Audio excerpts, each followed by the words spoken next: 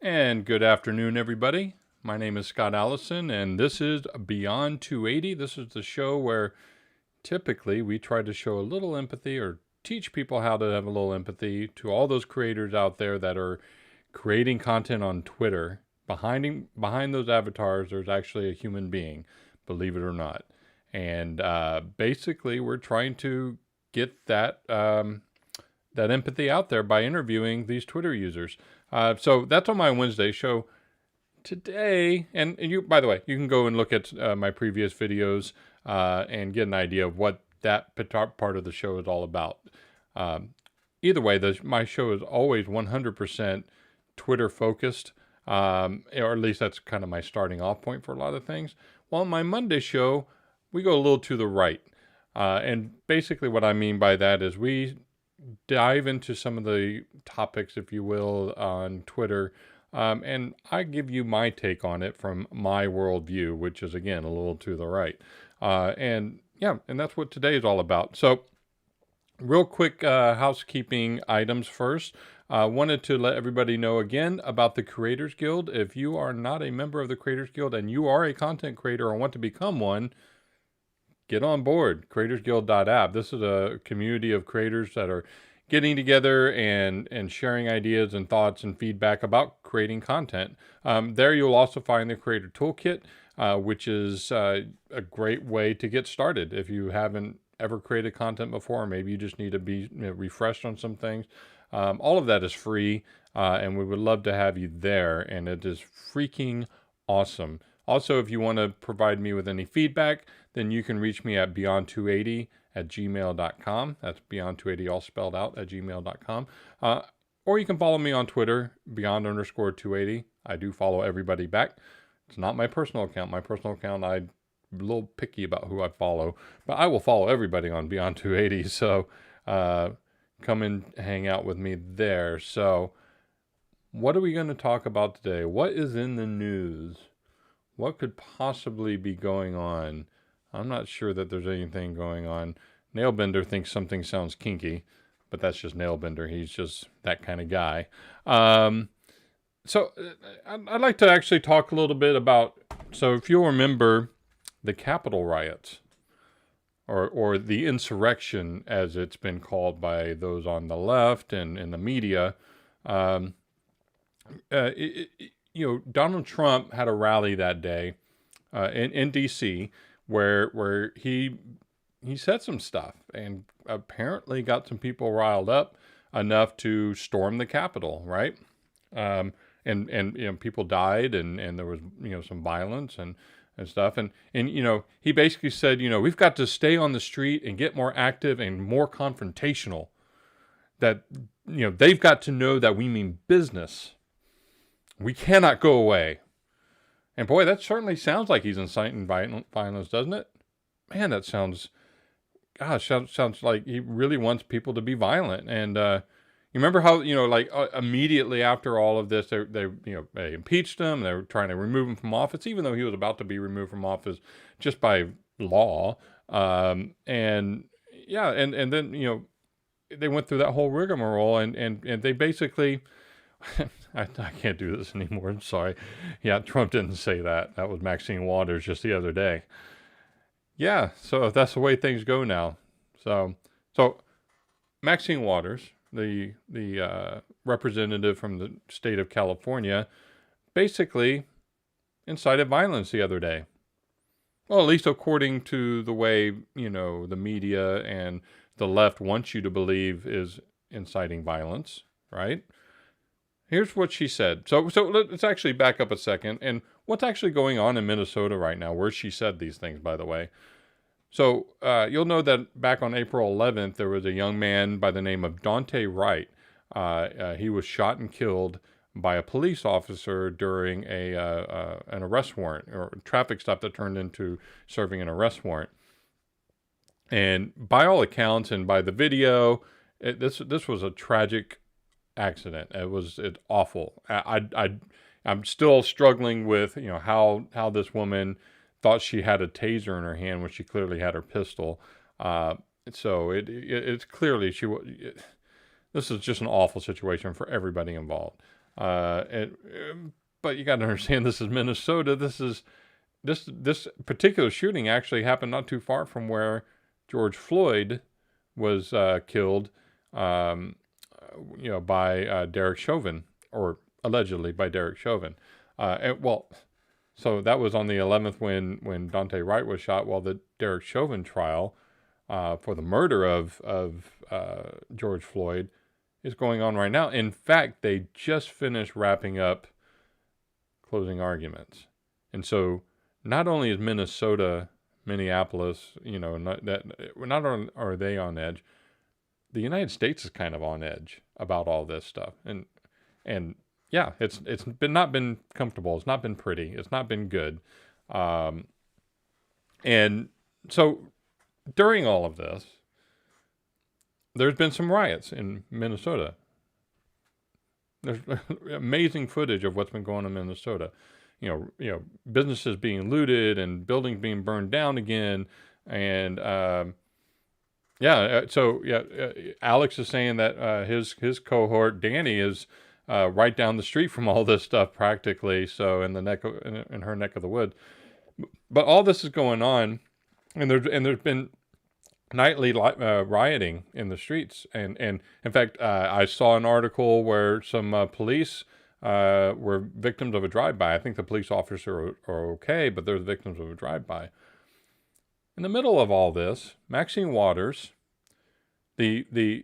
she's become so well known for doing this now. She's become Kerosene Maxine. That's her nickname now. She went out and had the nerve to go out there and say that protesters, or we, as she said, got to stay on the street and get more active and more confrontational. More confrontational. So what's more confrontational than throwing bricks and shooting fireworks at police officers? What's more confrontational than looting a Walmart? What's more confrontational than burning down a building? What does that mean? What? They've got to know that we mean business. I hope we're going to get a verdict that will say guilty, guilty, guilty. And if we don't, we cannot go away. Those are Maxine Waters' words. That she wants the justice system to provide her and the people that she's talking to with the verdict that they want to hear. Not the verdict that the will of the people, that the jury of peers hands down, but what they want to hear. Otherwise, they're going to get more confrontational. How is that not inciting violence again? Let's do a little comparison. Let's do a little bit of comparison. Not for just for clarity's sake, full transparency. I'm not a fan of Donald J. Trump. I never was. Before he even ran for president, I was not a fan. I don't like the man. I think he's douchey. I think he's smarmy. I think he's full of shit. Pardon my French. This is an adult show. And I don't think he's a good person. I really don't. I don't think he's a good person. All of that being said, let's compare what Trump said on January 6th when he supposedly incited an insurrection or a riot or whatever it is you want to call it.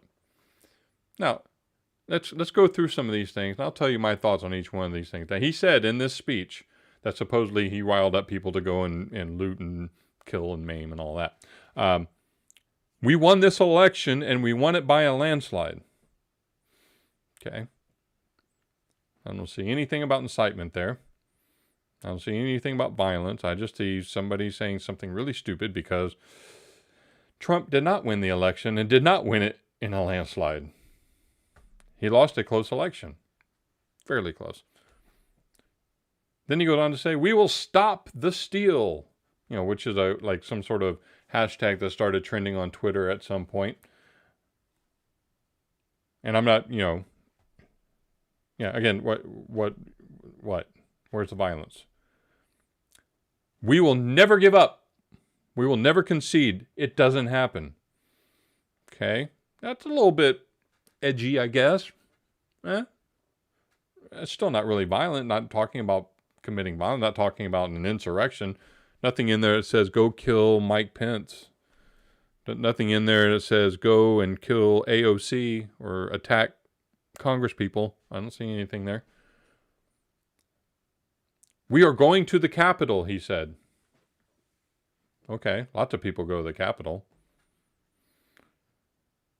Okay. Here we go. If you don't fight like hell, you're not going to have a country anymore. Okay, maybe there's some language there that's questionable at best. But then he goes on to say, peacefully and patriotically, make your voices heard. Peacefully and patriotically, make your voices heard. Sounds pretty incitious. Is that incitement?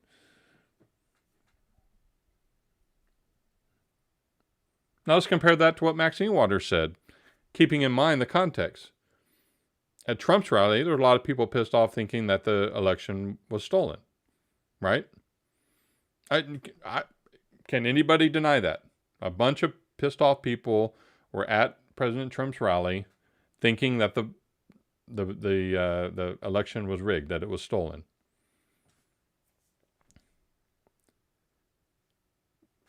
Up to that point, there had not been a single act of violence by this group of people. Not one.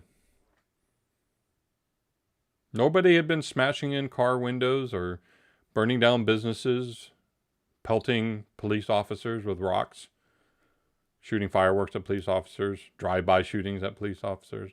None of that had been going on. So the context is a bunch of pissed off people. They may I can't even speak. They may have felt righteous going to that rally saying that, stop the steal, even though there's like almost zero evidence to support any of that. That's a different topic for a different day. They were pissed off. But they hadn't done anything. Now let's flip that over and let's talk about the other day when Maxine Waters goes into a situation where there's been nightly rioting, where people have been looting stores, jumping on police cars, pelting police officers, threatening the livelihoods and lives of innocent people all around them with, burning things down, that sort of thing. It's pretty striking what was going on in that situation versus what happened on January 6th. Then Maxine Waters comes out and says, we've got to stay on the street and get more active and get more confrontational. So in context, Maxine Waters is saying, all that shit you guys are doing, you're going to have to do more of that, or more extreme, more confrontation. Yeah, that's the thing with the language. It's very interesting. More confrontational. Does that mean that instead of pelting a police officer with rocks or bricks, that maybe they're throw explosives at them? Is that more confrontational, Maxine Waters? Is it more confrontational than instead of burning down a Walmart, that you instead go and burn down somebody's house with them inside it? Is that more confrontational, Maxine Waters? What's more confrontational to you, Maxine Waters?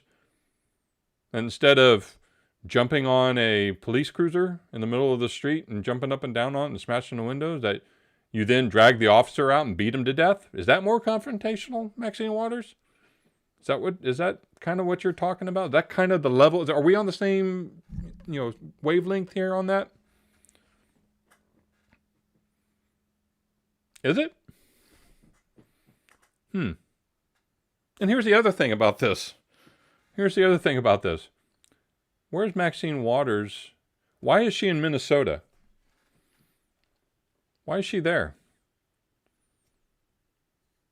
I can tell you why. It's the same reason that Alexandria Ocasio-Cortez drove down to the border a couple years ago for a photo op where she cried to an empty parking lot. It's the same reason why Sheila Jackson Lee, who's a representative here in the greater Houston area, shows up at every single international anything and is the first one to jump in front of a camera. It's all about them. Maxine Waters is a congresswoman from California. She was elected by her constituents to represent them in California, not represent Minnesotans. I have a lot to learn about colloquialisms about, like here it's Texans, it's Californians, is it Minnesotans? Alex, you probably know the answer to that. She's not there to represent Minnesotans or Minnesotians, the people of Minnesota. She's a representative of her constituents in the state of California. Why the hell is she there? Why is she there inflaming the violence, making things worse? Because it's not about the violence. It's not about Black Lives Matter. It's not about, justice. It's about her. Just like with Sheila Jackson Lee, it's about her. Just like with AOC, it's about her. Just like with most politicians, it's about them. And I do say most politicians, I don't mean just the left, I mean all of them. Minnesotans, thank you. Minnesotans. It just doesn't roll off the tongue very well. Minnesotans. So Danny got that right.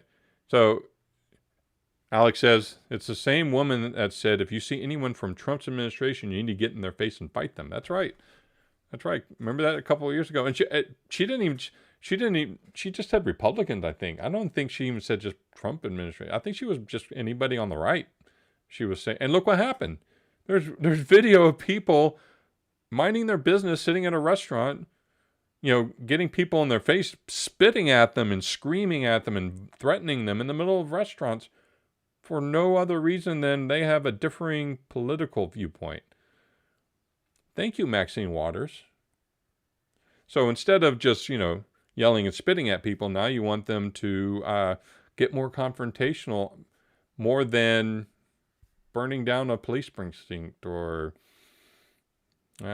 pelting a cop with rocks or urine or whatever it is that you guys do up there in Minneapolis, in the Minnesota area. Many of the people here rioting aren't from here. It wouldn't surprise me. That would not surprise me one bit, Danny. So, yeah, so what does this, where do we go from here?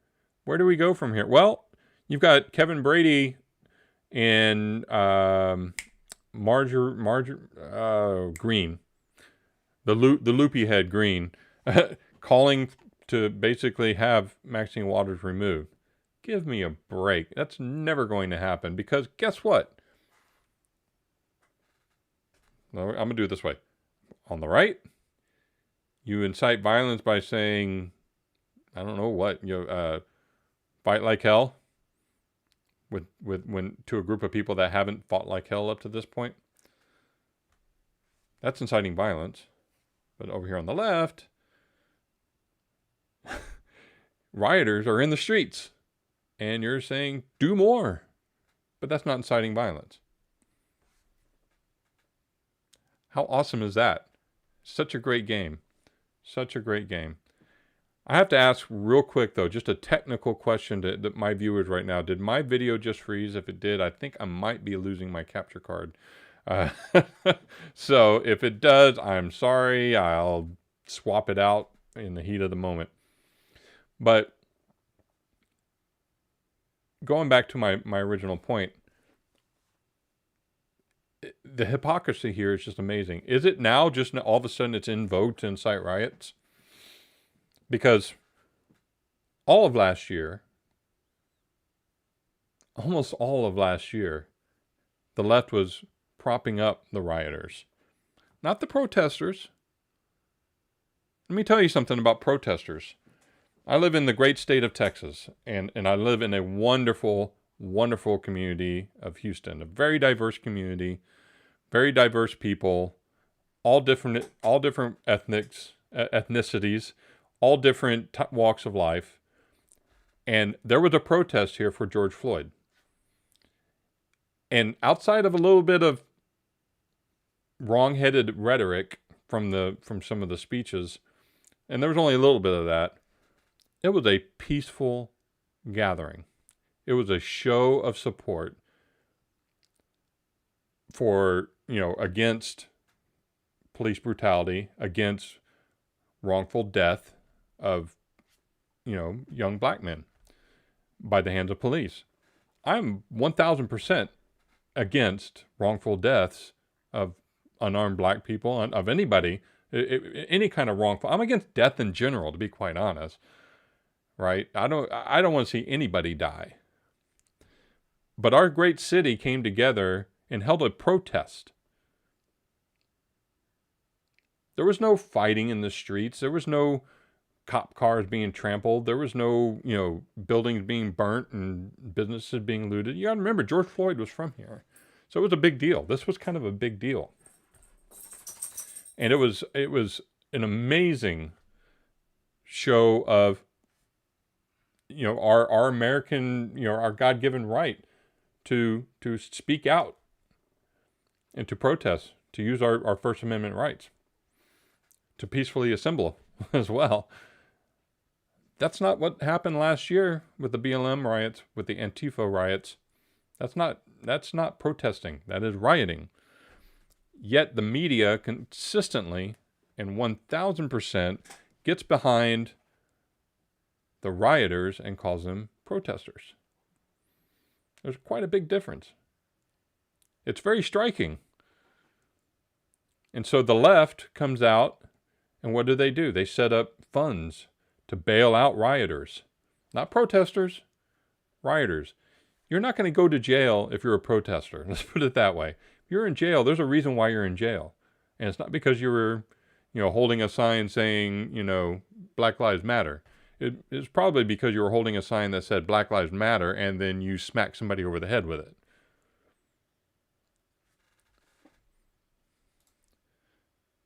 Alex just spoke to Marjorie. Thank you. Green media people the other day to get her on the show. That would be awesome. You need to post in the guild if you get that interview. That would be a fantastic interview. She's a little bit of a loony. I need to read up more on her, but everything I've seen come out of her mouth is a little kind of loony. So I'd be really interested to see that interview. Nailbender says the amount of people that think politicians actually care about them is out of hand.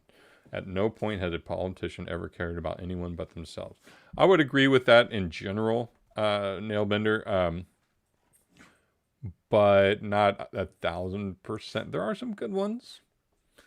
Some. Here's the whole of the government and Congress, and here's that little bit of amount of people that actually care. Oh, she is absolutely a lunatic, which is why I want her on this show. Guys, if you're not following or subscribing to the Politics Show, go subscribe. Alex and Danny do a great job on that show. In fact, I kind of aspire to have that kind of show, that kind of interaction, those kind of interviews. I want to learn how to interview like Alex does. Alex had me on just kind of an impromptu interview, and I was like floored. I felt like so welcomed, and he interviewed me kind of, and I was like, wow, this is kind of cool. So anyway, I was kind of fanboying out there. Grimskull says, nope, all politicians are criminals. Oh, good one. So, yeah, so there's the hypocrisy, folks. There it is. So all of last year, it's in vogue to support rioters and to incite violence. President Trump comes out and makes some strong language, sort of. And in the context of things, he wasn't asking anybody to go burn down shit, to do things any worse than they were already doing. Was it wrong-headed? Sure. I guess. But he even specifically said, peacefully and patriotically make your voices heard. Where in Maxine Waters' words does she say, all right, guys, look, we want to protest. We want to make our voices heard because that's our God-given rights. So let's dial the violence back. Let's stop doing this and just march in the street peacefully. Stand outside the courthouse and shout with your signs and yell and scream and all of that. Just don't burn shit down. Don't hurt police officers. Don't hurt each other. That's not what Maxine Waters wants, though. Why the hell would she want that? That doesn't get headlines. That doesn't get her front page news. That doesn't get her picture plastered all over the place. What gets her picture plastered all over the place is saying the things that she did. And that's a problem. That's a really, really, really, really bad problem. Let's go out there and peacefully burn down private businesses. Let's peacefully confront the police and destroy their cars. You're right. You're absolutely right. Let's do that. It's peaceful. These are all peaceful protests, remember? It's so frustrating. It's really, really frustrating seeing this sort of shit. So, using that as a segue, and to grab a drink of water,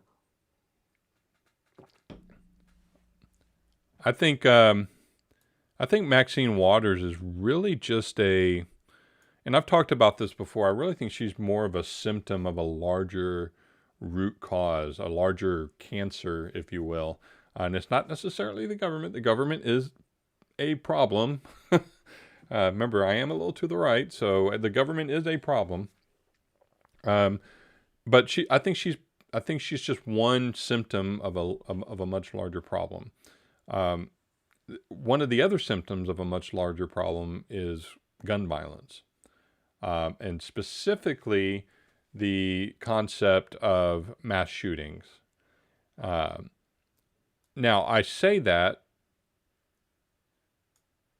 but the reality about gun violence does not really match and doesn't really portray what's really happening when it comes to the media reporting on gun violence.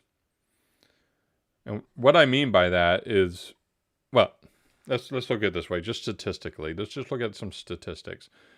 Since 1993 through 2018, when the most recent numbers were out. Homicides committed with firearms have been essentially on a downward trend. So in 1993 specifically, it was around 7 per 100,000 deaths in the United States were firearms-related homicides. So 7 out of 100,000 people in 1993. As part of that downward trend, in 2018, that number was just over 4. And it's still going down to this day. We don't have all the good numbers yet, but I'm confident outside of suicides that homicide rates are still going down as far as firearms are concerned. Yeah, and that's another interesting fact about that suicides from firearms have actually been trending upward this entire time. In fact, it's about 7.5 per 100,000 deaths in the United States are from suicides from firearms, and that was in 2018. And that number's been going the opposite direction. I'm going somewhere with this, but this is all, again, a symptom of a larger problem. So if you want to get a little more closer to home, a little bit more closer to now, according to the CDC, who's somehow in the firearms business, I fail to see how this is a health thing, but I'll give them that. But according to the CDC, between the years of 2001 and 2019, 59% of all firearm deaths were from suicides. 59%. That is unbelievable. It's unbelievable. It's a problem. 37% of firearm deaths were from homicide. Yep, that's a problem. That's a real issue. Again, even though it's a downward trend. 1.8% of those deaths were unintentional. So, it's, I was cleaning it and it went off, right? I was cleaning it and it went off. So that's a small number. But then there's an even smaller number. 1.2% of firearm-related deaths were legal intervention. In other words, the police, the FBI, the sheriff's office. Those are considered legal intervention, meaning that they discharge their firearm in order to stop a crime or to stop a criminal from doing more harm.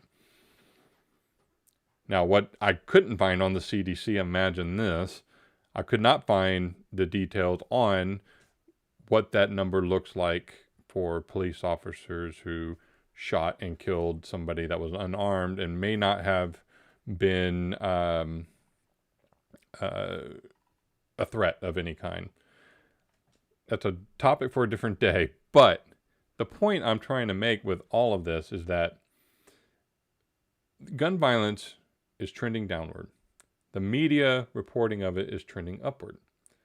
Why is that? Why is that? Why has it been doing that steadily, really over the last 30 years?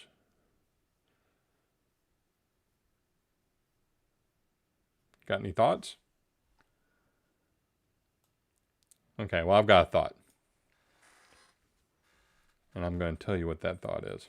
So my thought on this is if you look at the numbers and you look at the reporting, and there's really not, I've looked for data on this. I could not find any good data on this, but this is just, again, this is my worldview. So you can disagree with me if you want. But with the rise of social media, suddenly the media is, well, they've always been in the game. If it bleeds, it leads. That's been their MO for a very, very long time. But with the advent of social media and instant access to events, things that are currently happening, go look at Portland and Andy Ngo. So if you don't know who Andy Ngo is, NGO, he is a journalist who has been covering Antifa for the past couple years. And he is on the ground, and he's got his phone, his camera, and he is capturing the stuff as it happens, reporting on the stuff as it happens to Twitter.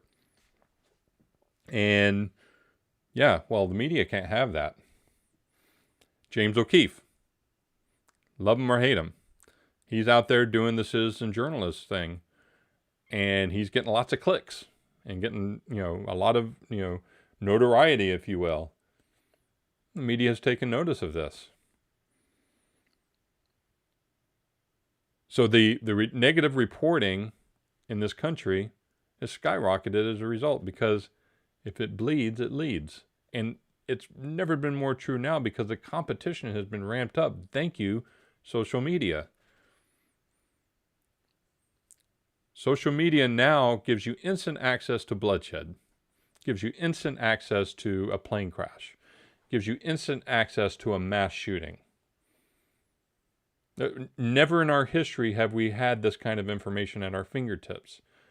And never in history has it been so overly dramatized and overly reported and over-reported than it has today. I just went through the statistics. Numbers are going down when it comes to firearm-related deaths. Any firearm-related deaths except for suicides. And those suicide numbers are going up for the same reason: social media. I'm not against social media. Let me make that clear. I'm not against social media. It has its place. But we're still in our infancy. We're toddlers almost in the social media space. You got to remember, Facebook hasn't been around since, 2008? 2007? Before that, it was MySpace. It was that, and both of those felt like kind of social experiments more than anything. It wasn't until Twitter came along and your Instagrams and more of your kind of your instant stuff, where, short little blurbs, 140 characters before they turned it to 280. 140 characters. Tell me something. In that little tiny itty bitty character box. Tell me something. Now all of a sudden you have instant bites of information. How can I tell anything accurately in 140 characters? I can't. For the most part, I cannot. So it became the norm. That sort of bits of information became the norm. And in fact, it became the norm so much that anytime there's a shooting, anytime there's any kind of shooting, it's instantly a white supremacist. Why? Because social media says so. And social media gives you quick little bites from any rando behind a computer screen. So every mass shooting is a white supremacist until it's not. And then once it's determined, once the facts come out, which is something we don't do a lot of in this country, we don't wait for the facts anymore, then guess what happens? The story kind of goes away. It's amazing how that works. It's really, really amazing how that works. Because it doesn't fit a specific narrative.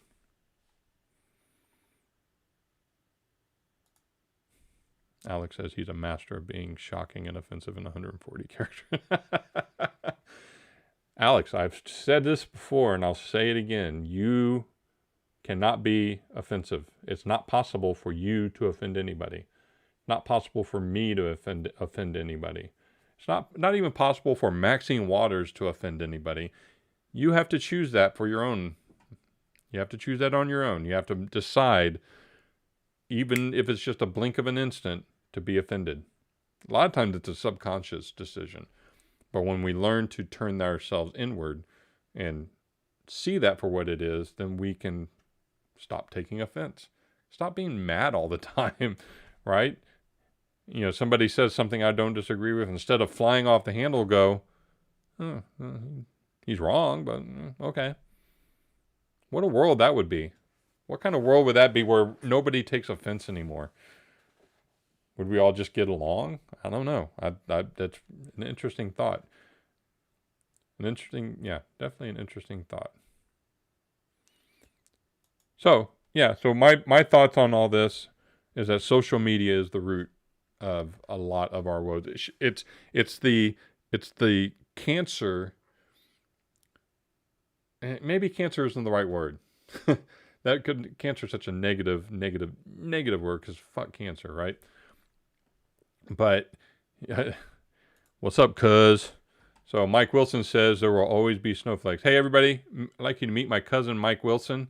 If you get a chance, and if you're in the Texas, Houston area specifically, Metroplex, and you're looking for photography or video services or anything like that, go hit up my cousin, crusadermedia.net. He's extremely talented, and anyways, that's my cousin. I had to plug him while he was here. Even Ricky Gervais, who claims he doesn't block anyone, blocked me. That's pretty good. That's pretty good. That's actually should be a nice claim to fame to get blocked by Ricky Gervais. I was I was blocked by Shannon Watts, and I thought, man, that's so awesome. Then I realized she blocks everybody. So there goes my claim to fame. Anyways, so I don't think social media is necessarily a cancer. Let's put it that way. Social media is, if used properly, can be a great tool. Social media can be a great way to get at information. But at the same time, it can also cause all sorts of problems. The shooting that happened, I can't remember the where it happened, but they showed pictures of the guy coming out. Oh, it was the they assumed it was a hate crime because this guy shot up a bunch of Asian women, and they thought it was a white dude. It turns out he wasn't a white dude. But it doesn't matter. Social media said he was a white dude. So the regular media ran with that. Of course they did. Of course they did. And it caused confusion and headache, and then they kind of pretty much, the story went away because it wasn't a white man. It's sad because that's where we are today. And it's sad because that's where we are with my dog barking in the background. No more barking. He has an opinion too, Mr. Shankly. So if y'all need some advice from a dog, I'll bring Mr. Shankly on. So yeah, that's my thought on social media, and it is a root of a lot of these problems. And it goes back to Maxine Waters. Maxine Waters doesn't get this kind of media coverage without social media. She doesn't. Because it becomes more of a local thing, right? It becomes more of a local. Yeah, she may get some coverage on Fox News or something, but it doesn't become a thing where she's everywhere without social media. Because social media has essentially created that competition. Granted, we're in a capitalist society. I get that. It's all about competition, but it's not all good. It's not all good. What was the movie Wall Street? Greed is good. No, greed is not good. Capitalism is good, but capitalism can also be bad. And in this case, social media has allowed this type of environment to fester and to become cancer. Not cancer. I keep going back to the word cancer, and it's probably not right. Virulent? Maybe virulent is a better word for it. Because we talk about, viral videos, and we talk about viral memes and stuff like that. What ends up happening is viral tweets or viral, Facebook posts or Instagram posts become, just reality for people. It becomes the truth for people. This is why we have such a problem with, keeping science settled or straight, or getting it straight, getting the facts straight. We can't do it because everybody and their grandmother's on Twitter with the facts. They're on Twitter with their truth. And they say that. They even say that. This is my truth. This is your truth. There's no more the truth. Because social media allows you to do that. It allows you to say, it's my truth. Mr. Shankly just walked in here, and he's sitting right by me now all of a sudden. You want to say hi to the folks, Mr. Shankly? I don't have a camera that I can point down, unfortunately. Otherwise, I would. Now, that's a good point, Mr. Cuz. Capitalism is good. The love of money is bad. That's a good point. Capitalism has done all sorts of great things.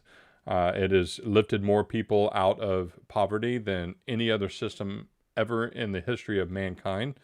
But it's done some bad things, and I think social media is one of them. And again, I don't think social media is evil in and of itself, but like evil anywhere, it can be wielded to do harm and has been doing harm. And I don't, it's just been virulent. I'm going to go back to virulent. I was going to say cancerous again, but I'm going to go back to virulent. So yeah, that's my topic du jour today. I had a little bit of ranting to do and kind of pent up with this. I thought about doing it last night instead, but I was like, no, I got to keep to my schedule. So my schedule again is Mondays, Wednesdays, and Fridays at 4 p.m. Central. And I love having you guys on. I really appreciate the conversation. Alex and Danny, Mike Nailbender, William, welcome to the show. Thanks for coming and hanging out. If you don't mind, William, if you'll hit subscribe, I'd really appreciate it. I'm trying to build this channel out, trying to get a community of like-minded people who, well, not necessarily like-minded because fair-minded people, let's put it that way. Fair-minded people. I have something to share. So I heard something really smart the other day that, as you know, I'm a conservative. I'm a little to the right. This is my right, and that's your right. Anyways, that there are different categories of leftism, right? So you have what you call, what we now label as liberals. You've got progressives, you've got socialists, then you have outright leftists. And it was said, and I'm pretty sure it was Dennis Prager who said this, that I would rather argue and debate a liberal or even a socialist than I would a progressive or a leftist. Because at least a liberal and a socialist typically will be like, all right, we're just gonna argue, and that's what it is. But a leftist and a progressive are going to try to shut you down, and they're going to try to use social media to do that. So that's how I feel about that. So William says, power tends to corrupt. Absolute power corrupts absolutely. It is absolutely, that is true. That is absolutely true. And it's unfortunate. I believe that we need to get back to a time, and I don't mean like time warp and like, go back to the 50s or anything like that, but we need to get back to when our legislators were still held accountable to the people, where they go and they legislate, or they go and they serve as president, vice president, in the president's cabinet or in Congress, and then they come home and they have to face the people. I believe in the way Texas does things. It's not perfect. The way Texas does things, Texas is only, the Texas legislature is only in session every other year. What does that do? Well, for one thing, the last month of the legislature, it's a panic attack with those people, but it makes them focus like a laser, not on all the just crazy bullshit out there, but makes them focus on the things that really matter, the things that the people actually elected them to do in the first place. And yeah, we wouldn't have a Maxine Waters if we had that sort of situation. We wouldn't have a Sheila Jackson Lee or an AOC. We would have people that had, that were going to be held accountable, because guess what? They didn't live in Washington anymore. They went back home when they were done, and they went back to their day jobs when they were done for that legislative session, and they were held accountable. Now that almost overnight after, the Constitution was ratified, almost overnight that was over. But I would still like to get there. Neither here nor there. Alex says, that's how I view social media being ran with absolute power, and it needs to change. Yes, absolutely. And what's interesting is I think it will change. And I don't think it's going to be because of our legislature. I don't think it's going to be because of Congress or the president or whoever.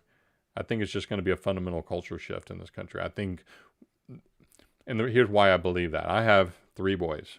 And they're varying age. I have a 24-year-old, 17-year-old, and a 13-year-old.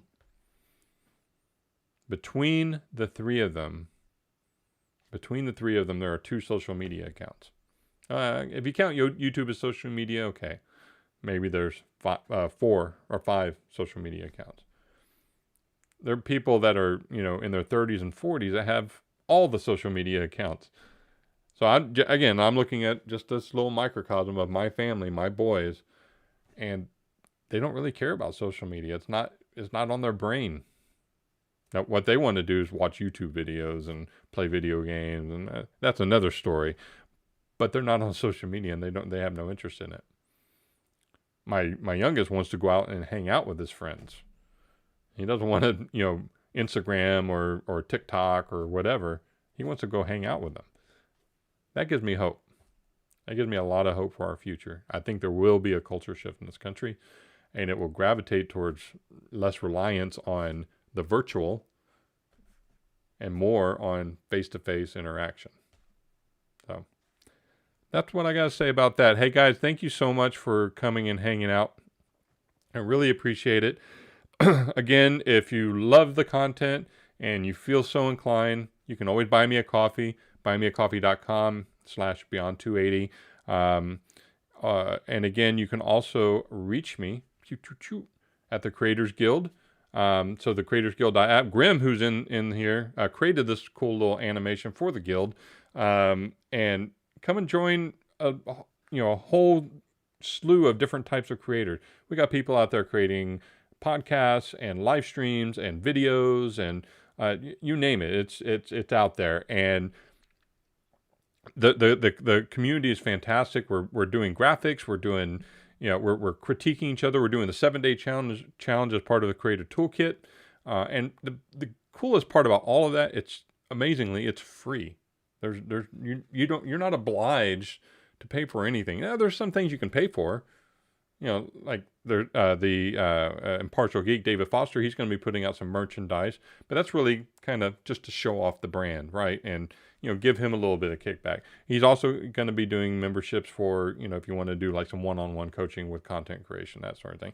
He is a true, professional live streamer, and he's kind of our guy that we watch his streams and we learn so much from, and then he puts this stuff in the toolkit, and then we disseminate it across, to the guild, and we all learn from it and we all discuss it. It's fantastic. And finally, if you want to reach me, and let me get rid of that guy. If you want to reach me, you can email me at beyond280, all spelled out, @gmail.com, or follow me at beyond_280. I do follow everyone back. Again, my personal account does not. And so this account, whilst it's still pretty new, so I haven't been using it a lot, but I will be doing it more.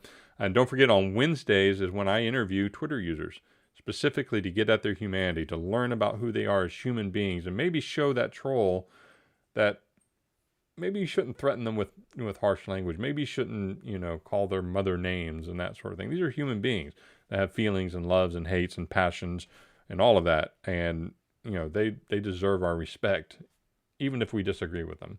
So peace out, everybody. I hope everybody has a wonderful week. Thanks for hanging out, and I will talk to you all later.